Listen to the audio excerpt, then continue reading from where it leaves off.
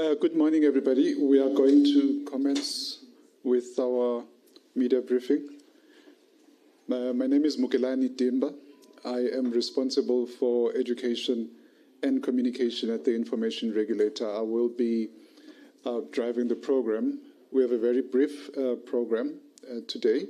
The Information Regulator will be presenting to members of the media an update on various pieces of work that we've been engaged with over the last couple of months. It's been quite a while since we last had an opportunity to engage with you as members of the media. And a lot has happened since the last time we met. I'd like to welcome all the media houses that are here. Thank you very much for honoring our invitation to join us here today for this briefing. I'd also like to welcome the non-media partners that have gate-crashed this session today. I know you enjoy the sessions of the Information Regulator. You've shown commitment to the work that we do, and we really appreciate that. I would like to introduce who is sitting in front of you and also some of the officials of the Information Regulator who are in the room. We have members of the Information Regulator led by our chairperson, Advocate Pensi Tlakula.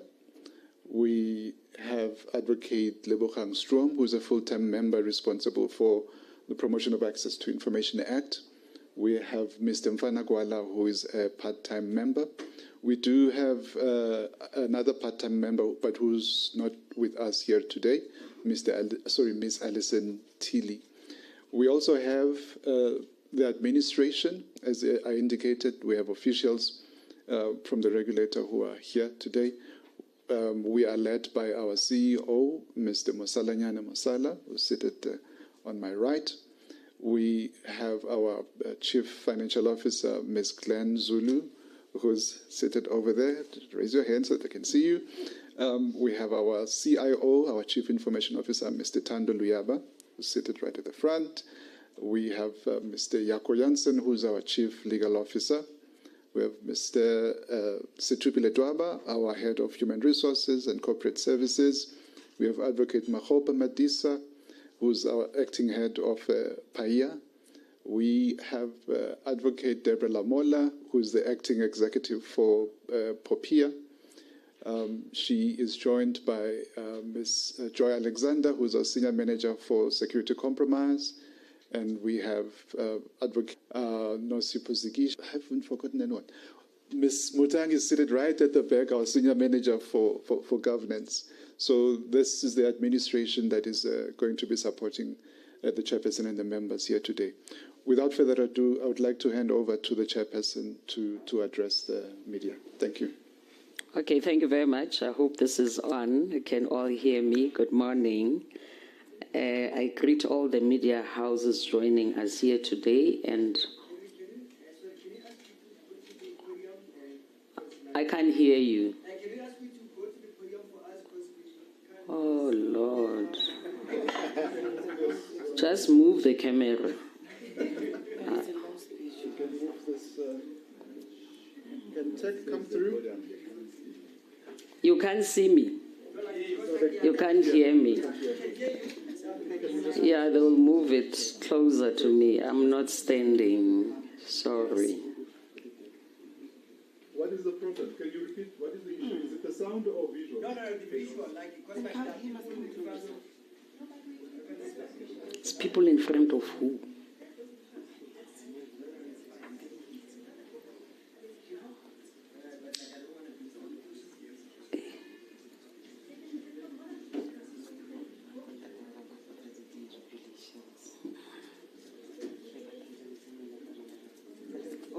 Why don't you come to the middle?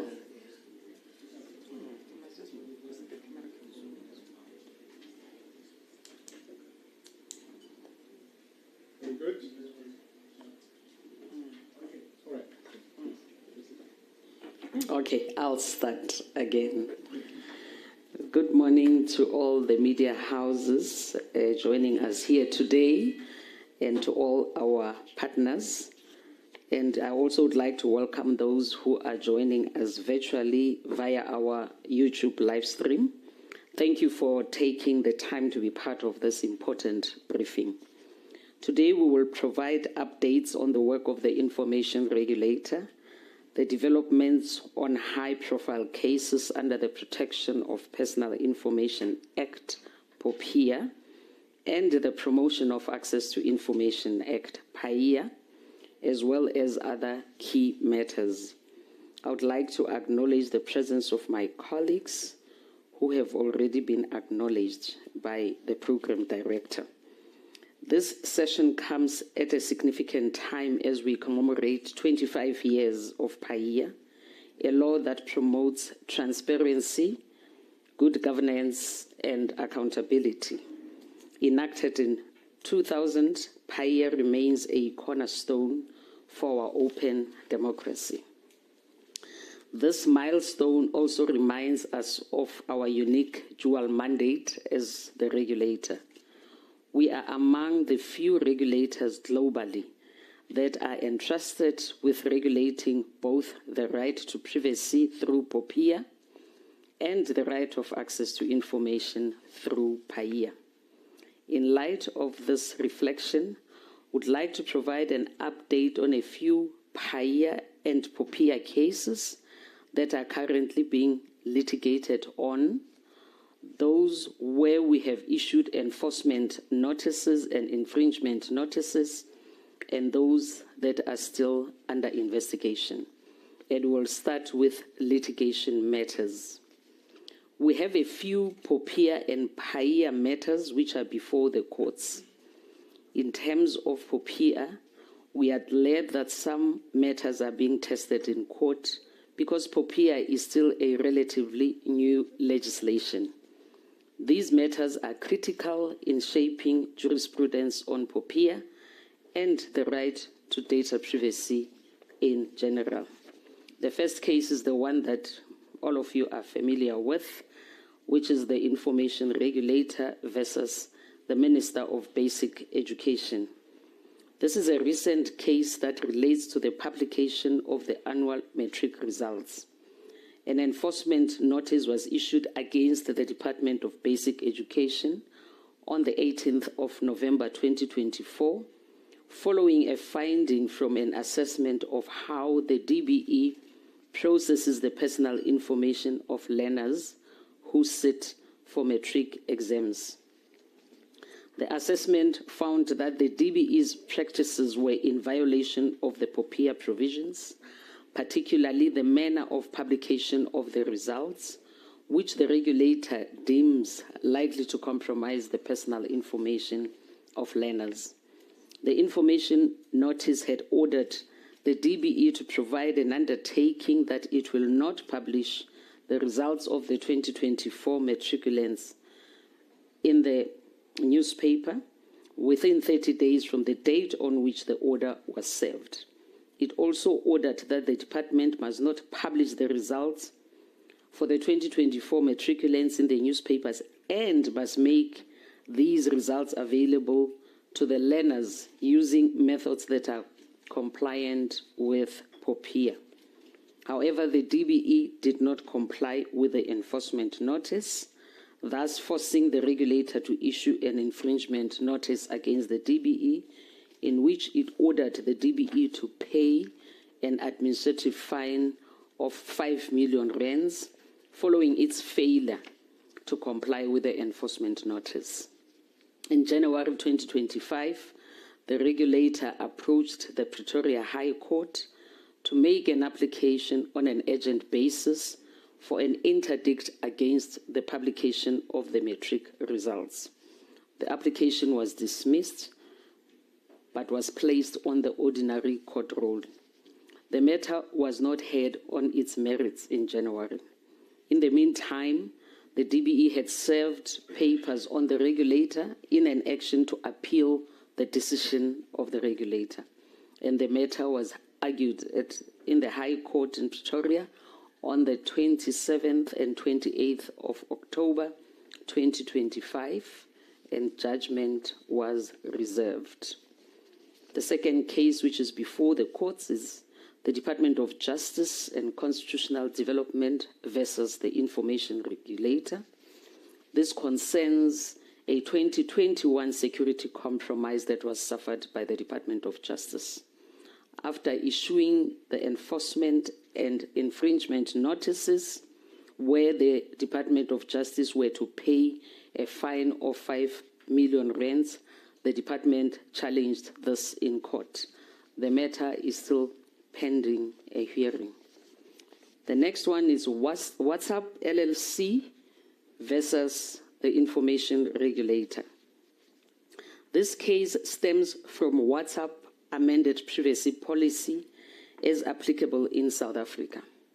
The regulator issued an enforcement notice after its assessment found that the WhatsApp 2021 privacy policy that was updated violated POPIA.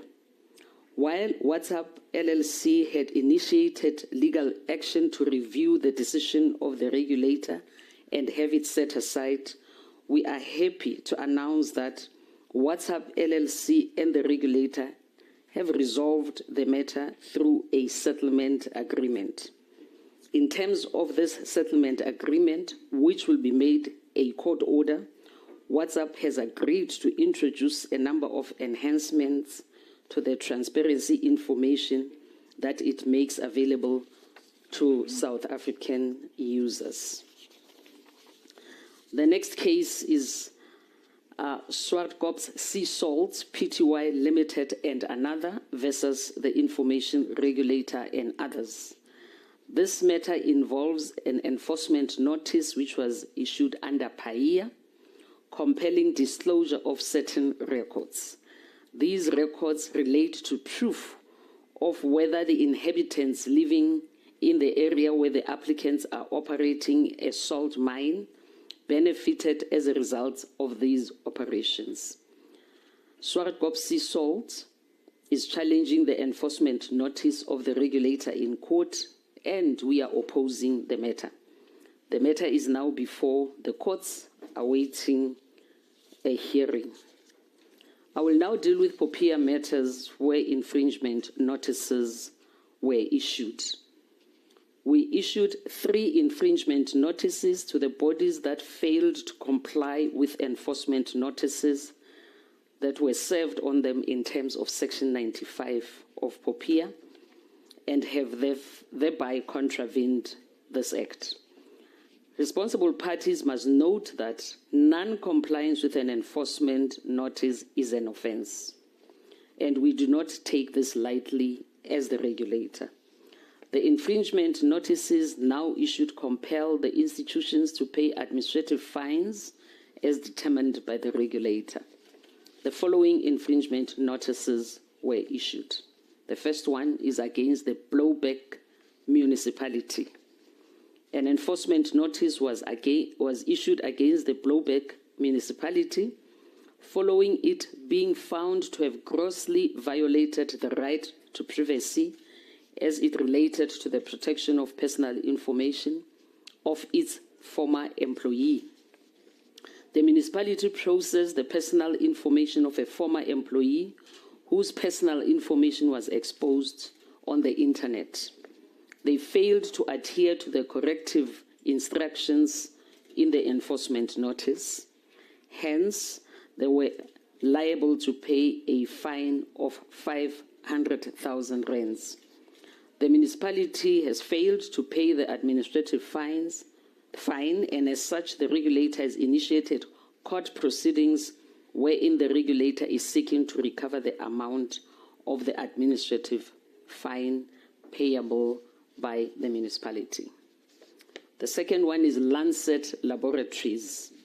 Lancet Laboratories was also issued an enforcement notice following a compliance assessment conducted on the body. The assessment had been brought about by a number of security compromises or data breaches that they had experienced. The company failed to comply with the requirements of notifying the regulator about the security compromises as required by Section 22 of POPIA. What was also of grave concern was that the body did not notify the data subjects affected by the security compromise. Lancet Laboratory was compelled through an infringement notice to pay a fine of 100,000 rands following their failure to comply with the enforcement notice. We confirm that the fine has been duly paid by Lancet Laboratories. The next one is FT Rems Consulting. FT Rems, a company against whom a direct marketing complaint had been received and investigated by the regulator, failed to comply with the enforcement notice issued following the investigation. An infringement notice with an administrative fine of 100,000 rands was then issued. FT Rems, like Blowback Municipality, also failed to pay the administrative fine, and as such, the regulator has initiated court proceedings to recover the amount owed by the infringer. We now deal with the rate of security compromises in this country. In the 2024-2025 financial year, 2,374 security compromise incidents or data breaches were reported, with an average of 198 notifications per month. From the beginning of this financial year in April 2025 to date, 1,947 compromises were reported, with an average of 284 notifications received per month, demonstrating an increase of 40% in reported security compromises. The regulator continues to be deeply concerned about the increased number of security compromises occurring in our country and calls on both public and private bodies to make the requisite investments into developing and maintaining appropriate technical and organizational measures to secure the integrity and confidentiality of personal information in their possession. One of the issues that we had to deal with was to amend the POPIA regulations. And on the 17th of April 2025, the amended POPIA regulations came into effect. The amendments place stricter measures on responsible parties to comply with the provisions of POPIA, and subsequently enhance the right to privacy of data subjects to whom the personal information relates. Furthermore, the amendments place stricter rules on direct marketing practices insofar as the processing of personal information is concerned. These include the requirement for responsible parties to put in place multiple mechanisms for data subjects to seamlessly object to the processing of their personal information. The requirements also include a stipulation that in the instances where direct marketing is done via a telephone, it must be recorded, and the records should be made available to a data subject on request. The regulations compel the responsible parties to improve their compliance framework so as to track, handle, and manage objections in an effective manner. We'll now deal with PAIA matters where we issued enforcement notices.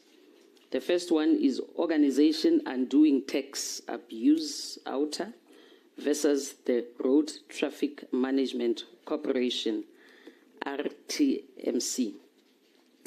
The non-governmental organization OUTA had requested records from the Road Traffic Management Corporation regarding the composition of the fees published in the RTMC regulations on 14 January 2022.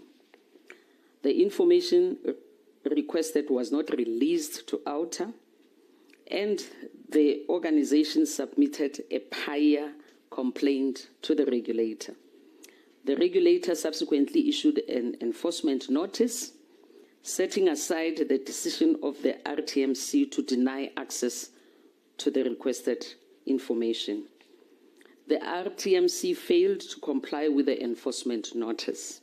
Following this, the regulator has registered the matter with the SAPS for criminal investigation into contraventions of POPIA by the information officer of the RTMC.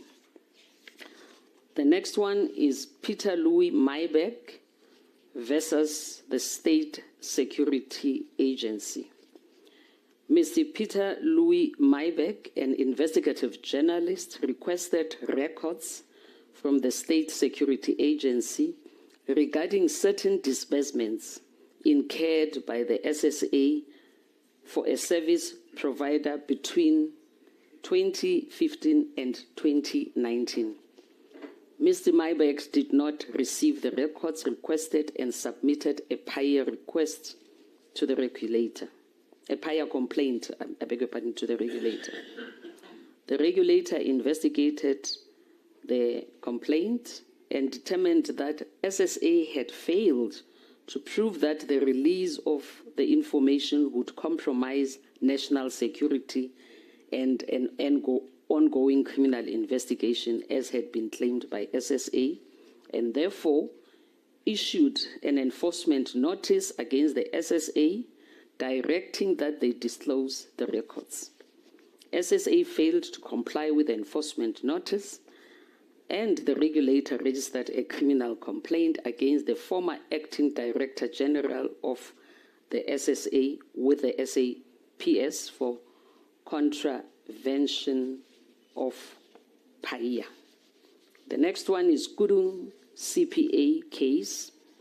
In August 2025, we issued an enforcement notice against the Kudung Communal Property Association. This came after the association had been embroiled in several disputes about transparency, governance, and management. A complaint was lodged with the regulator due to the deemed refusal of access to the records held by the association. The complainant had made a request for records such as all financial books, invoices, receipts pertaining to financial transactions, and all contracts, as well as attendance register of the association's general meetings and other records. The regulator found that the association had failed to demonstrate that access to the requested records can be withheld based on the grounds for refusal provided for in PAIA, especially Section 66 and 68. Therefore, the regulator instructed the body to release all the records requested by the complainant within 31 days from the date the enforcement notice was issued. The association did not respond to the instructions in the enforcement notice, even though we had issued monitoring notice after their 31-day had lapsed, which they ignored. Therefore, we are now embarking on the process of opening a criminal case with the SAPS against the information officer or the head of the private body. The next one is Nigel Lawrence, Samuel Williams, and Michael Conslaves versus Oceana Empowerment Trust. The former employees of the Oceana Empowerment Trust had requested access to information regarding the Oceana Group Black Employee Trust, Share Trust, in which they are employee beneficiaries. The trust disclosed some of the records, but denied access to others on the basis that the requesters had not shown how the information requested was needed for them to exercise or protect their rights, as is required when making PAIA requests for information held by a private body. The regulator set aside the decision of the information officer and ordered the release of the up-to-date list of beneficiaries and all documents relating to the sourcing of 292 million rands more specifically, any agreements and or documents pertaining to any loan or capital contributions that had been made. The next one where we issued an enforcement notice is Warren Thompson versus the South African Receiver of Revenue. Mr. Warren Thompson is an investigative journalist who had made a request for individual tax returns, ITR-12, for the former state president, Mr. Jacob Zuma, for the years 2010 to 2018. Additionally, he requested access to information regarding assessments conducted by SARS into Mr. Zuma's tax affairs, including all relevant correspondence between SARS and Mr. Zuma. SARS refused access to information on the basis of the exemption from disclosure of SARS records provided in Section 35 of PAIA, and also claimed that some of the requested records did not exist. Following an extensive investigation, which I say took us a number of months, the regulator has found that SARS was not justified in denying access to the requested records and directed that Mr. Zuma's tax returns, assessments, records of correspondence, among others, be released to the requester. Other high-profile investigations that are ongoing are the following. The first one is the Democratic Alliance, DA, versus Gauteng Premier. The regulator is currently conducting an investigation into the office of the Premier of Gauteng Province following a complaint submitted by the DA regarding access to 177 forensic investigation reports. Although some reports have been disclosed since the commencement of the investigation continues in relation to the outstanding reports. The next one that we are busy with is Digital Platform Transparency, Google LLC, and Meta Inc. We are currently in a battle with multinational big tech companies and owners of digital platforms such as Google LLC and Meta Inc. on the question of the jurisdiction of PAIA. The issue of jurisdiction has arisen as a result of these companies' refusal of access to the records that they hold on the basis that PAIA does not apply extraterritorially, that is to say, beyond the limits of the South African borders, despite them conducting business in the Republic. The complainants have requested access to the records relating to the classification of elections, risk assessments concerning South Africa's electoral integrity, and the application of global policies to local context within these entities. We are of the firm view that PAIA applies to foreign persons or companies doing business with South Africans and those who live in it, even if they are physically located elsewhere. To resolve this sticky question, we have sought a legal opinion on the jurisdictional issue on our enforcement powers in relation to entities domiciled abroad but doing business in South Africa. If the legal opinion informs us that we have good prospects of success, we'll test this matter in our courts. We'll now deal with compliance assessments and outcomes that we conducted. Last year, we conducted 80 own initiative PAIA compliance assessment across public and private sectors, including social media companies, parliament, provincial legislatures, constitutional bodies, and medical aid schemes to check whether they are indeed in compliance with PAIA. Key findings were that many bodies still fail to make PAIA manuals publicly accessible, which is a criminal offense, and it hinders the public's right to information. Non-submission of PAIA annual reports remain a widespread problem, undermining transparency and accountability. The annual reports are essential because they provide information on the number of requests for access to information received and access granted or denied, among other access to information activities. They are critical for the regulator to carry out its obligation to monitor and enforce compliance with PAIA. Generally, there was a slight improvement in the submission of the 2024-2025 PAIA annual reports by both private and public bodies when compared with the year 2023-2024. There was a slight increase in the submission by private bodies, from which we received 91,096 reports, whereas in the previous year we received only 34,460 reports. In the year 2024-2025, public bodies submissions increased to 41.66% compared to the previous year, where 33% of reports were received. Out of 853 bodies, 358 had submitted reports to the regulator.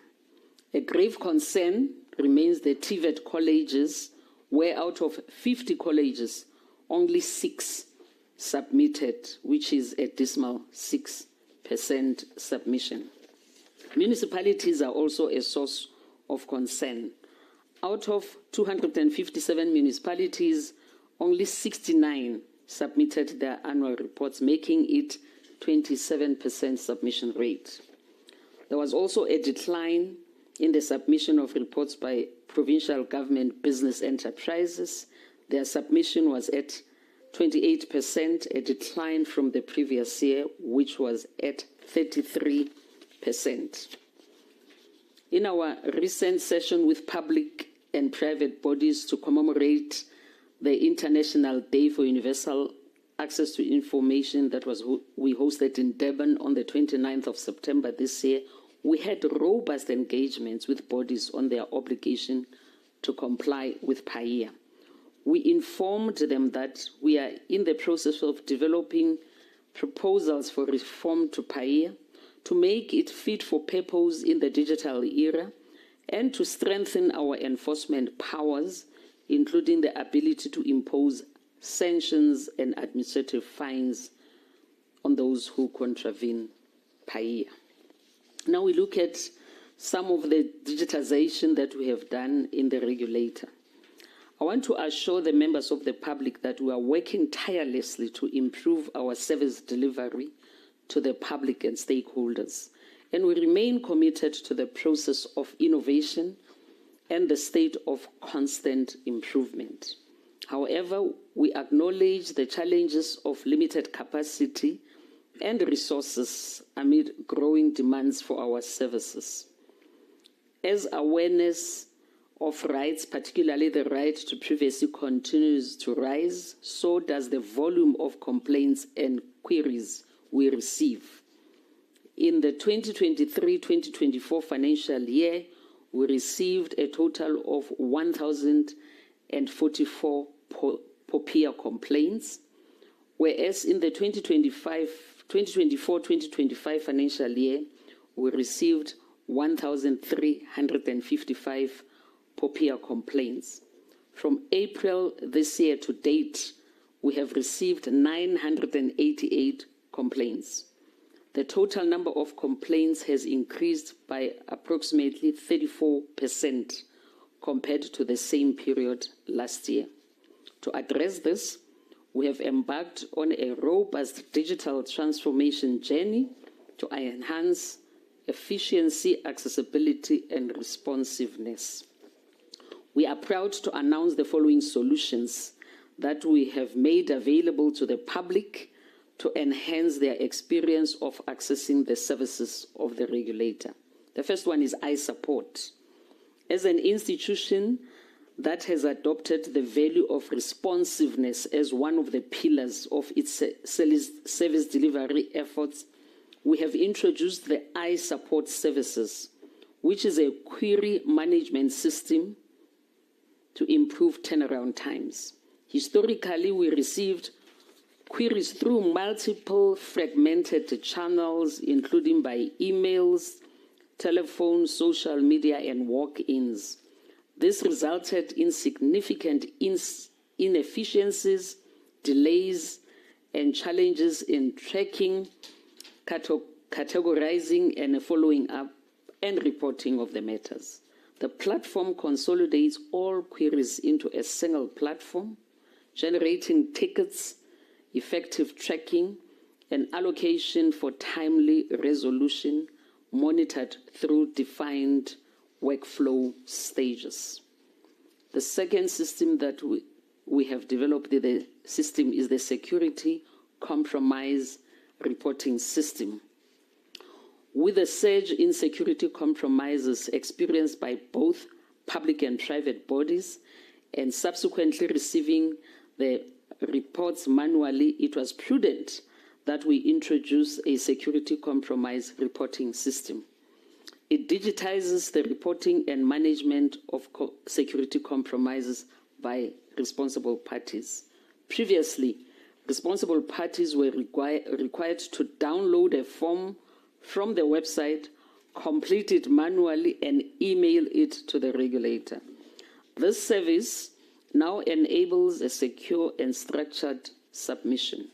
This has streamlined the reporting process and has reduced the administrative burden.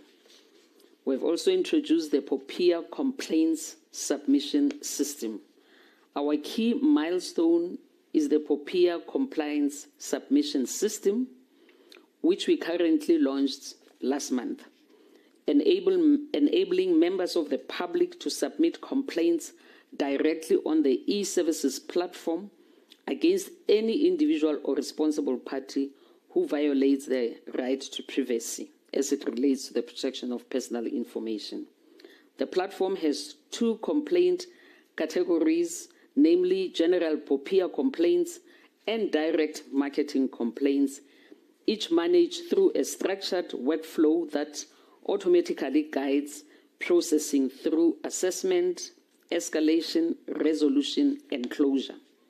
This service is aimed at simplifying public access, improving transparency, ensuring standardized handling of matters, and significantly reducing administrative burden while strengthening the protection of personal information rights. As we test and improve the system, we'll soon introduce the same mechanism for PAIA complaints.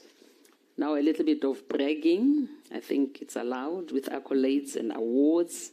These major milestones in our approach to service delivery are to be attributed to the leadership and hard work of our award-winning Chief Information Officer, Mr. Thando Luyaba, working together with his team in developing the system. He's here. We are proud of the work done by him, which gives meaning to the regulator's vision of modernization and service innovation. This has been evident with the many accolades he has been bestowed. The most recent achievements include being awarded the Public Sector CIO of the Year Award by IT Web.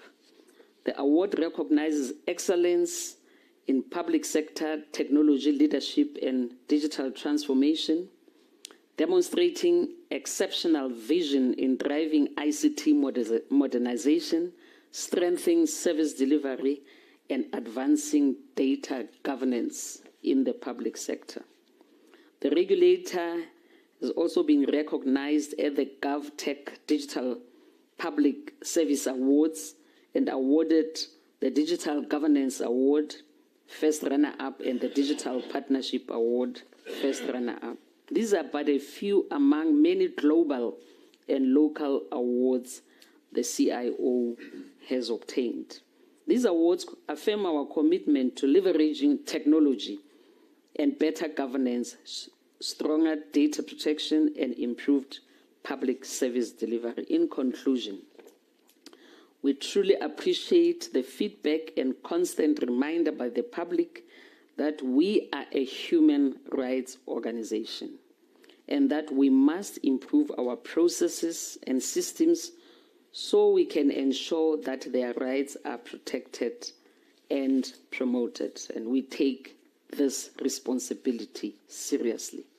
Thank you for your attention and continued support for our commitment to promoting transparency and protecting personal information of all South Africans. I thank you for your attention.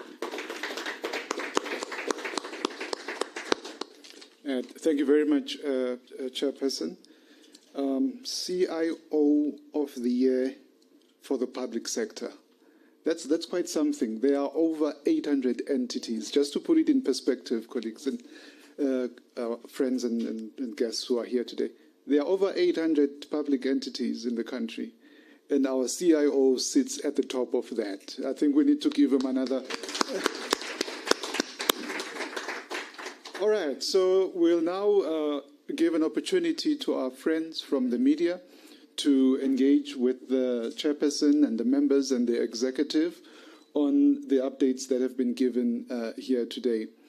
I'm going to request those that would like to ask questions to indicate their name and also indicate the media house that they are representing. I'm underlining the media house that they are representing. Not the church you're representing, not the spaza shop you're representing, but the media house. This is a media engagement. So I really am appealing that those that do not come from the media do not use this opportunity today. I will open up other opportunities to engage with our stakeholders, but for today, let's restrict it to the media. So please let me see by show of hands if there are any questions in the room. Name and media house. We'll start at the back on my right and then come to the back on my left. Thank you. Thank you. Good morning. My name is Nathi Ndlovu. I am from Tech Central. Chairperson, without maybe giving too much detail, could you please just give some color on the scope of the compromises made by WhatsApp that encouraged the regulator to settle the matter out of court? Thank you, Nathi. Let's move the mic across the room. Nothando Makotelela from SABC News. I just want to find out regarding the Department of Education. Okay. Regarding the Department of Education, since they've been fined 5 million rands, have they paid that since the judgment being reserved in October? And also, up to how much can a body be fined due to non-compliance to the enforcement and infringement notice? And what is the biggest case and fine the regulator has issued since the regulator's inception? Thank you very much, Nothando. Do we have any other hand? Not yet. Let me hand it over to the chairperson for a response. There's Advocate Lamola. I'm going to give it to you to talk snippets of WhatsApp. We are very careful not to reveal too much, as you say, because the settlement agreement that we have entered into still has to be made an order of court.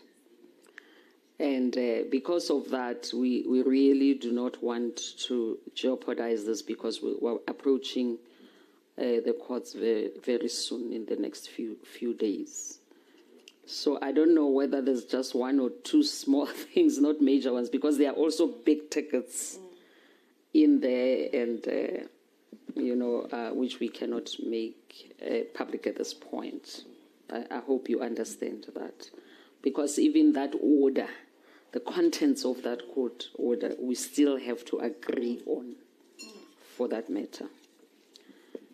The Department of Basic Education, I mean, they couldn't have paid, isn't it? Because the enforcement notice and the infringement notice that we have issued are the subject matter of the case that is before the courts, where the judgment was reserved.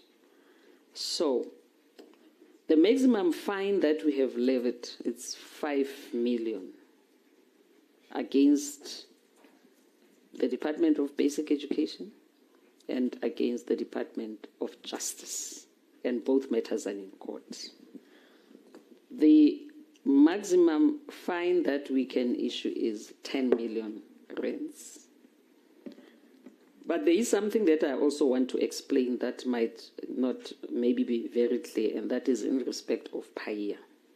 Where we've issued an enforcement notice in PAIA, and the enforcement notice is not complied with, the only recourse that we have is to open a criminal case against the information officer for public bodies. For instance, if it's a government department, will open a criminal case, as we have done, against the DG or acting DG.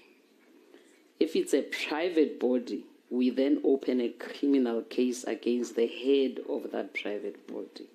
That is why we are saying that is not enough. You can open the criminal case, but what happens to the information?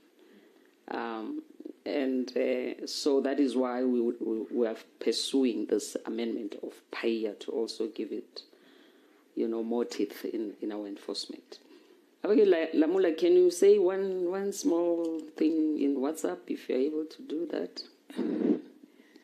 Thank you, Chair, and thanks to the Media House for the question. Chair, we just want to reiterate, as you said, that for every private and private body, it is incumbent that there is compliance with the 8 conditions of POPIA. And in this case, we had, as you said,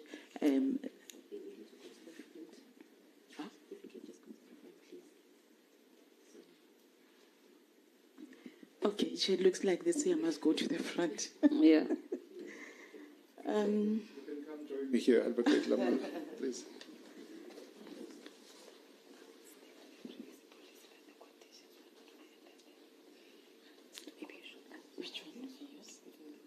Okay, mine is very short. Chair has already indicated during the briefing what actually transpired with WhatsApp. And what is important is that there was non-compliance with the conditions for lawful processing, and which WhatsApp did concede to. And to the extent that they have conceded, they did implement some remedial actions. And so at the end, wherever we couldn't find each other in terms of their, remedial actions, there was that infringement fine that was imposed, and they have actually agreed to settle that. So basically, we are. Say again. So basically, we can speak to the fact that there are corrective measures that were put in place.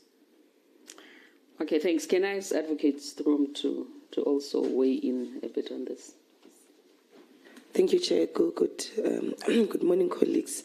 I think Chair has covered it at a high level, and Ms. Lamula, because we have a settlement that we still need to consider. At the heart was the privacy policy conditions that were given to non-European citizens. That was the problem that we had with WhatsApp was that. But I think now the court order will remedy some of those issues without going into the detail of why they didn't comply with what we agreed on, just at a high level. We just wanted fairness for conditions given to non-European citizens. Thank you. In particular, South Africa. Thank you. I hope that answers your question, Mr. Nati. Good? Thank you. All right, let's see if there are any other questions that colleagues would like to make. Oh. No. Yes, there's one hand at the back. Please remember your name and the media house you're representing. Okay, good morning. My name is Bafedile Moirane from ENCA. I just wanted to ask the chairperson about the issue of telemarketers. Do you have any regulations in terms of that? Because in most of the time as South Africans, we will be receiving some calls from telemarketers offering us some products or selling something to us when we did not even share information with those people. Is there any regulation in dealing with that? We have, the first thing to say is that we issued a guidance note on the do's and the don'ts in direct marketing. And we're talking here direct marketing through unsolicited electronic communication. And the contents of that guidance note, we also included in the draft regulations that I spoke about. But as we have said on previous occasion, there is one sticky point, which is a point of interpretation as to whether the definition of electronic marketing in POPIA includes direct marketing through a telephone. Because the definition is that electronic communication is a message that is received by the recipient and stored in the device until retrieved. So the marketing sector, the direct marketing sector, has a different interpretation of what constitutes electronic communication. We have taken a very firm view based on research that direct marketing through a telephone constitutes electronic communication. Now, this is one of the matters that have to be tested in court. So to reach that point, we received a number of complaints regarding direct marketing through a telephone. We have investigated some of those complaints, but we only need one, test case one. So we have completed the investigation on that one. The report is going before the enforcement committee because that's the process. The committee is a committee of outsiders that looks at the investigation report and it makes recommendations and findings to us members. And then we consider their enforcement report, and out of that we write an enforcement notice, which is like a judgment. So once we have completed that, we'll issue an enforcement notice. And hopefully the private body concerned will accept our enforcement notice. If they don't, obviously we'll be in court. And that's the battle that we will fight in court, because this matter cannot go on forever. It has to be clarified and settled once and for all by our courts. All right. Bafedile, I've answered you. I can't see you because... Okay. At the back. Notando has another question. Nomzamo, can you send the...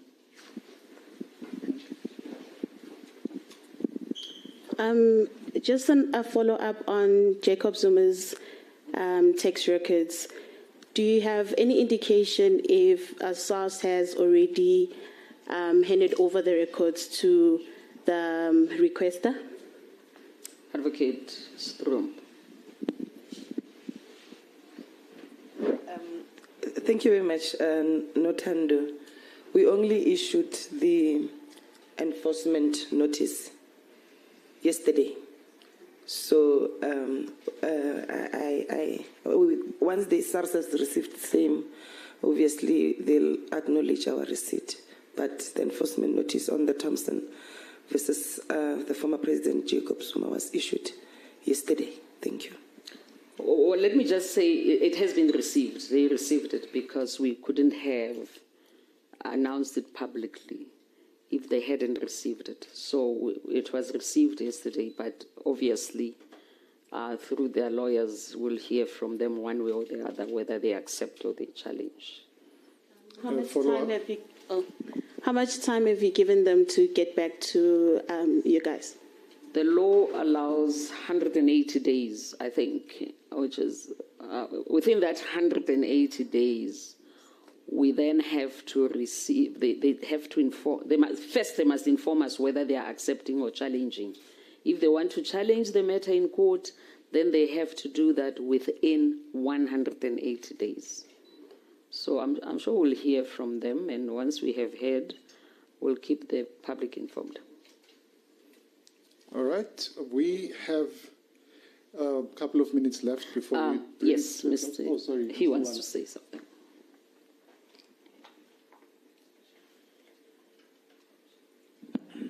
I thought I should make the point that what is important is that the Concord made a decision of the Income Tax Act, I think it's Section 37 and something, and also the two sections in PAIA, which is very important. But basically the principle there, the Concord is saying in South Africa there's no such a thing as absolute prohibition. So there's nothing like... there's information that cannot be disclosed. There are certain circumstances which may warrant that such information can be disclosed. And in this case of the former president, the SARS was arguing that these are confidential tax records, they cannot be disclosed, but the Act is very clear that, I mean, if there's suspicion of commission of crime, that information can be disclosed, obviously subject to certain protocols. So I think the most important principle is the fact that the Concord has pronounced that there's no such a thing as absolute prohibition. Okay. Thank you, Mr. Kwaz. Anything else?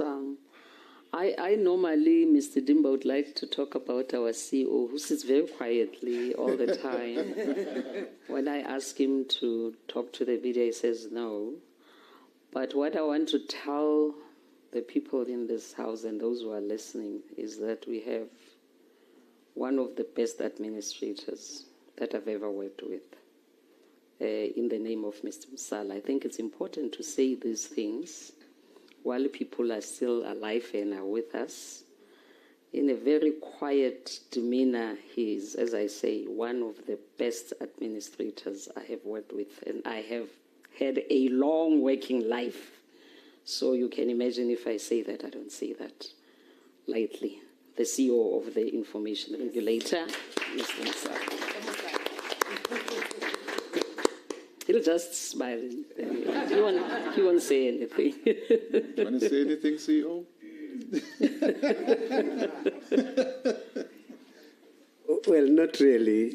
Just to say that if you have a chairperson like the one that I have, where you are given, opportunity to play your role, the chair does not interfere in the administration. She allows us to run the administration, so it gives all of us an opportunity to do our best, and we have a good team that is trying to do its best. Thanks. Thank you so much, CEO. Chairperson, members, Mr. Msala, we are now going to bring the session to a close. I would like to really appreciate the members of the media and our stakeholders and other partners who came out today for this press briefing. We've come to the end, but I would like to ask the members and EXCO to remain. We still have a few items to deal with as EXCO. Thank you very much, everybody. Are there refreshments, Numzam outside, like tea, coffee, whatever? Okay, thank you. Please help yourselves outside.